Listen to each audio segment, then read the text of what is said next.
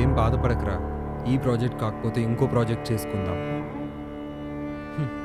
అయినా వాడి అమౌంట్ మన దగ్గరే ఉంది. ఎప్పటికైనా వాడే మన దగ్గరకు వస్తాడు.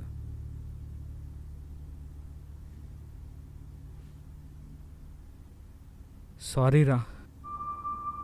సారీ ఎందుకురా? అయినా నీ తప్పేముంది? సారీ ఎందుకు చెప్తున్నావు?